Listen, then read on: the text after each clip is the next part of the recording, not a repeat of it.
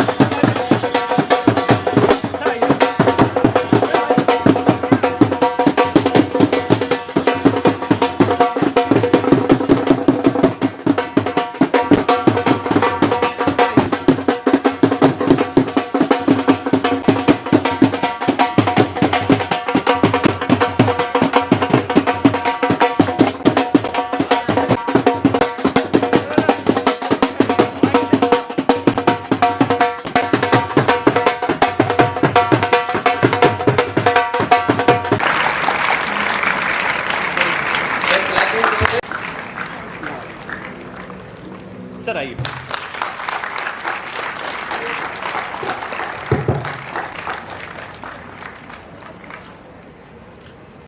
सबसे पहले उपस्थित मेरे सभी टीचर, तमन्ना मैम, रम सर, सतपाल सर, सबको मेरा नमस्ते और बहुत बहुत धन्यवाद कि आप सब लोगों ने मुझे इतना सम्मान दिया और इतना महत्वपूर्ण टाइम दिया।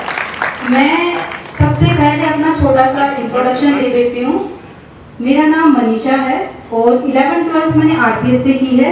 मैं भी आपकी तरह, जैसे आप अभी बैठे हो, उन्हीं स्टूडेंट में से एक हूँ और इस बार 2022 में मैंने यूपीएससी क्लियर किया है। और इस जर्नी में सबसे बड़ी बात मैं आपको बताना चाहूँ तो मेरा जो जर्नी थी, मेरा जो प्रोसेस था वो काफ़ी लंबा रहा है। और इस प्रोसेस में जो भी मैंने सीखा है, जो भी चीज़ें मैंने सीखी कि ये व्यक्ति के लिए सीखना जरूरी है, वो सब मैं आप लोगों से शेयर करना चाहूँगी। पहली सबसे बड़ी बात ये है कि हम सोचते हैं कि छोटा टारगेट होना चाहिए, ऐसा बिल्कुल नहीं है। जितना बड़ा आप सोच सकते हो, जितनी बड़ी आपकी दिमाग की क्षमता है, उतना बड़ा आप सोचो, क्योंकि सोचने की कोई लिमिट नहीं है। पहला, अगर हमारी कोई भी काम हमें करना है तो हमें ये सोचना है कि हम कितना बड़ा से बड़ा उस चीज को सोच सकते हैं, क्योंकि स्वामी विवेकानंद जी ने भी ये बात कही है कि आप वो हो जो आप सोचते हो। अगर आपको लगता है कि आप देश के प्रधानमंत्री बन सकते हो तो इसमें कोई भी दो राय नहीं है कि इसी भीड़ में से एक देश का प्रधानमंत्री भी फ्यूचर में देश को मिल सकता है। तो जितना बड़ा आप सोच सकते हो उतना बड़ा सोचो। और दूसरी बात ये है कि अगर आपने सोच लिया कि मुझे ये टारगेट अचीव करना है तो हमें क्या करना है, उसके लिए प्लानिंग करनी है, हमें एक स्ट्रेटजी बनानी है जिसके माध्यम से हम उस चीज को अचीव कर सकते हैं। अब हमारी प्लानिंग कैसे होगी कि हमें ये टारगेट, मान लो मुझे आईएएस बनना है तो मेरे साल में मुझे क्या क्या गोल अचीव करने हैं, क्या क्या सब्जेक्ट है जो मुझे कंप्लीट करने हैं, महीने में मुझे क्या करना है, या मेरे दिन का शेड्यूल होगा वो क्या होगा। तो पूरी प्लानिंग आपको साल से लेके, महीने से लेके दिन तक की पूरी प्लानिंग आपको करनी है। और तीसरी सबसे महत्वपूर्ण बात आती है इम्प्लीमेंटेशन की। अब इस दुनिया में बहुत से लोग हैं, सब सोच भी लेते हैं बड़ा कि हमें ये अचीव करना है, प्लानिंग भी कर लेते हैं, लेकिन सबसे टफ क्या होता है, उसको इम्प्लीमेंट करना।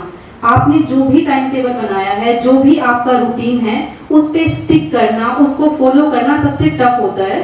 तो तीसरा जो पॉइंट है वो सबसे टफ है अचीव करने के लिए, लेकिन उसको आप अचीव कर सकते हो डिसिप्लिन के यूज से। अगर आप डिसिप्लिन हो अपनी लाइफ में, अगर आपके सोने का टाइम, आपके उठने का टाइम, आपके पढ़ने का टाइम सब फिक्स है, तो आप कितना भी बड़ा गोल हो, कितना भी बड़ी अचीवमेंट हो, आप अचीव कर सकते हो। तो मेरा ये मानना है, मैंने आपको 3 पॉइंट बताए हैं। पहला क्या करना है आपको, जितना बड़ा आप सोच सकते हो आपको सोचना है। दूसरा, आपको प्लानिंग करनी है कि उस चीज को मुझे कैसे अचीव करना है, और तीसरा आपको क्या करना है, पूरा डिसिप्लिन वे में उस चीज को फॉलो करना है।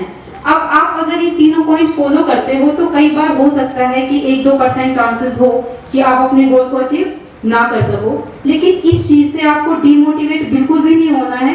कोई भी फेलियर आपकी लाइफ में आता है या आप डिप्रेस फील करते हो, डिमोटिवेट फील करते हो, तो आपको उस पोजीशन को, उस जो भी आपके साथ हो रहा है, आपने फेलियर फेस किया तो फेलियर को एक सुधार के तौर पे लेना है कि कैसे मैं अपने व्यक्तित्व में, कैसे अपने जीवन में पॉजिटिव चेंज इस फेलियर के माध्यम से कर सकता हूँ, ना कि फेलियर को अपना डेस्टिनेशन समझना है कि फेलियर तो मेरे भाग्य में था या मेरे अंदर काबिलियत नहीं है, मैं कर नहीं सकता हूँ, ऐसा बिल्कुल भी नहीं सोचना है। फेलियर को सबसे पहले एक्सेप्ट करना है कि हाँ, मेरे अंदर कुछ कमियां थी जिसकी वजह से मैंने फेलियर को फेस किया है, और उस फेलियर से हमें जितना मैक्सिमम हो सके उतना सीखना है और अपने लाइफ को एक पॉजिटिव डायरेक्शन देके आगे बढ़ना है।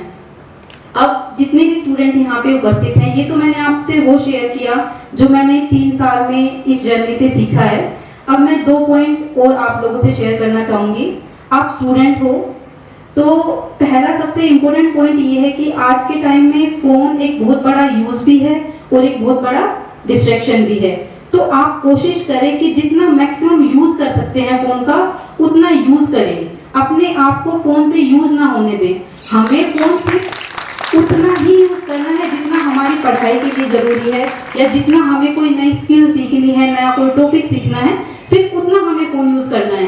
क्योंकि आपको विश्वास नहीं होगा, अगर आप 3 घंटे पढ़ाई करते हैं पूरे फोकस के साथ और 1 घंटा फोन यूज करते हैं तो आपकी बराबर एनर्जी यूज हो रही है, ठीक है। तो आप में से कोई भी बच्चा अगर दिन में 4 घंटा 3 घंटा फोन यूज कर रहा है, इसका मतलब ये है कि उस बच्चे में दिन में 10 घंटे पढ़ने की क्षमता है, लेकिन वो अपनी क्षमता का यूज कहाँ कर रहा है, फोन यूज करने में। तो अपनी जो एनर्जी है, आपके अंदर जो भी कैपेबिलिटी है, उसको सही डायरेक्शन दो, उसको पॉजिटिव वे में किस तरीके से आप सोसाइटी के लिए, किस तरीके से अपने मम्मी पापा के लिए या अपने देश के लिए जो अच्छा कर सकते हो उस डायरेक्शन में अपनी एनर्जी का यूज करो।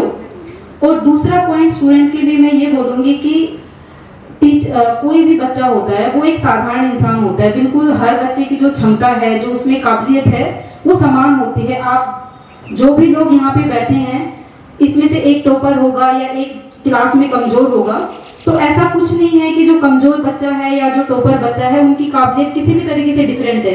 हर बच्चा अपने आप में महान है, हर बच्चे में बराबर काबिलियत है, बस फर्क क्या होता है उस काबिलियत को यूज करने का।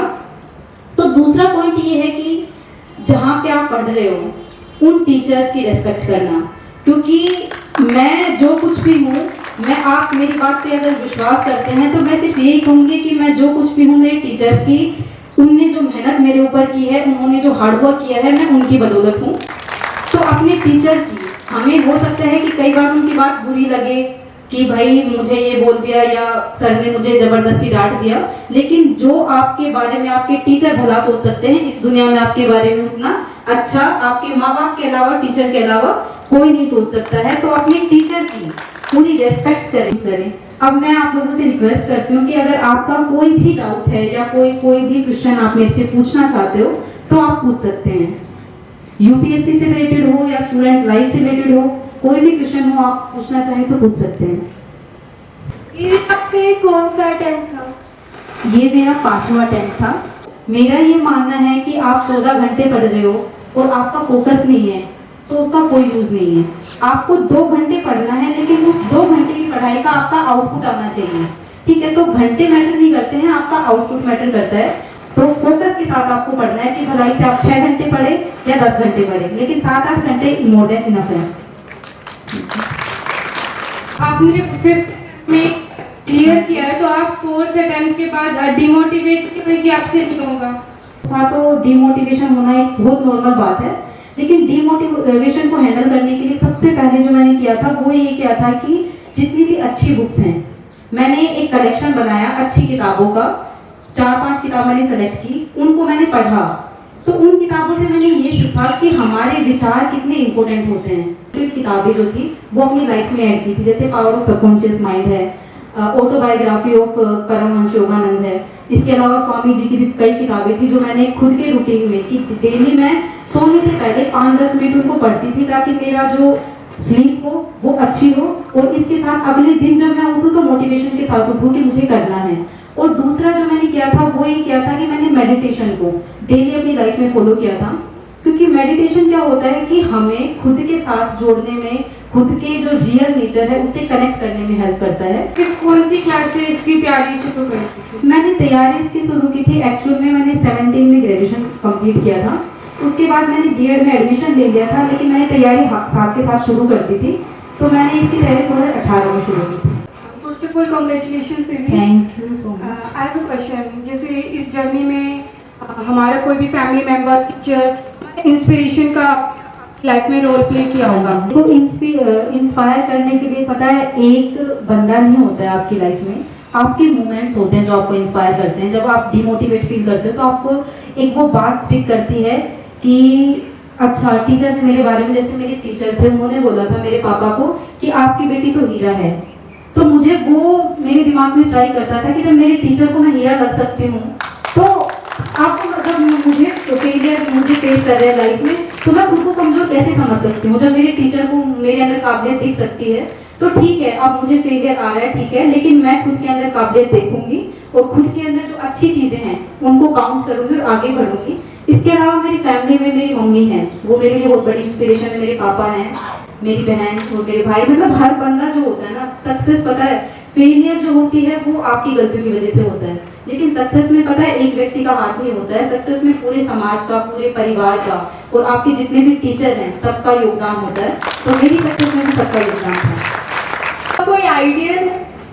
मेरे आइडियल स्वामी विवेकानंद हैं, क्योंकि उनसे मैंने जो सबसे बड़ी बात सीखी है वो ये सीखी है कि सबसे महत्वपूर्ण इस दुनिया में कोई चीज़ है तो आपके विचार हैं। अगर आपको अपने विचारों पे कंट्रोल है तो आप इस दुनिया में जो कुछ भी अचीव करना चाहते हैं सब कुछ अचीव कर सकते हैं। तो सबसे पहले पॉजिटिव सोचें अपने बारे में, अपने गोल के बारे में, और पूरी शिद्दत से उस पर काम करें, तो वो मेरे आइडियल है।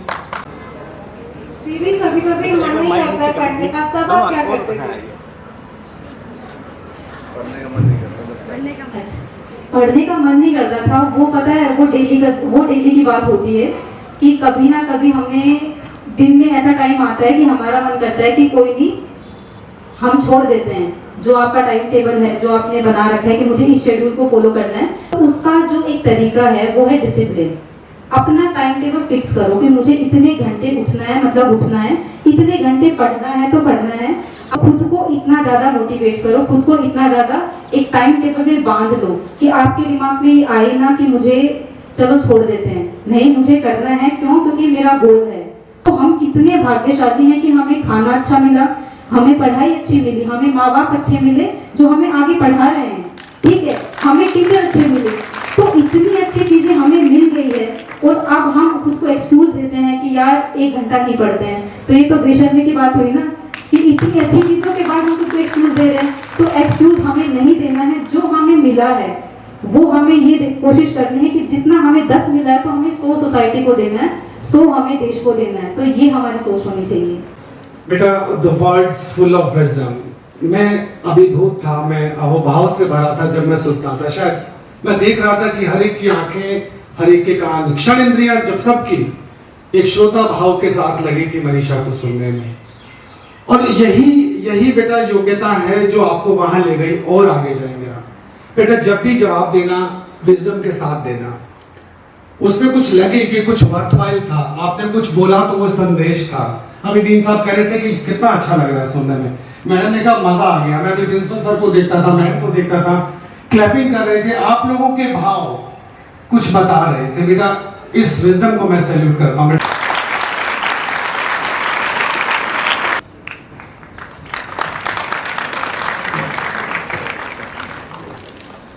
सर्वप्रथम मां शारदे के चरणों में नमन।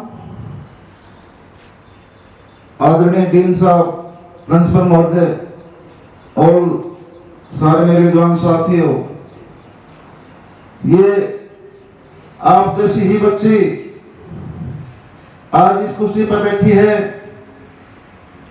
इन्होंने बेटा बहुत मेहनत की है। वास्तव में देखा, मैं बताता हूँ, मेरी यहाँ पढ़ाने की हिम्मत नहीं थी।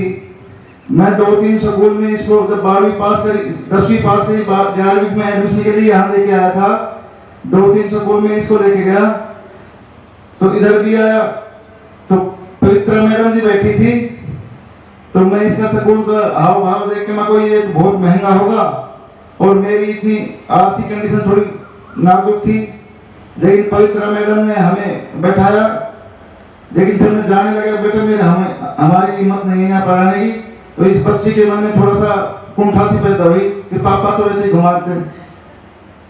पवित्रा मैडम के पास गया मैं, उन्होंने कहा ये बच्ची आपके स्कूल में पढ़ना चाहती है, आपकी बच्ची है, इसको थोड़ा बहुत, मैं आर्थिक रूप से कंडीशन से थोड़ा कमजोर हूँ, और इसके मन में यहीं पढ़ने की मन में आ रही थी, मैं यहीं पढ़ूंगी। ये एक तरह से मैं चलने लगे तो मतलब बैठी रही कि पापा यहीं करवा दो।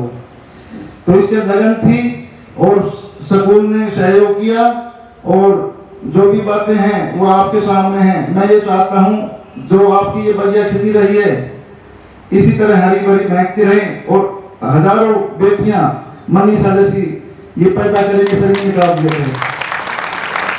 इनका कहना मानना है, अपने माता पिता के जो अरमान हैं, तुम्हारे माता पिता एक पैसा कमा के और पसीना में भूखे रहते हैं, तब तुम्हें यहाँ डालते हैं। मैं ये नहीं कहता, ज्यादातर बच्चे अपने देहात के ही हैं, लेकिन जो भी वो मेहनत करते हैं उनकी मेहनत जब भी सफल होगी। और गुरु जी को जितना मतलब आनंद आता है, अब मेरा बच्चा इतना आगे है, तो गुरु जी कोई भी हो, इससे बड़ा कोई आनंद नहीं होता, मैं ये मानता हूँ। धन्यवाद सर।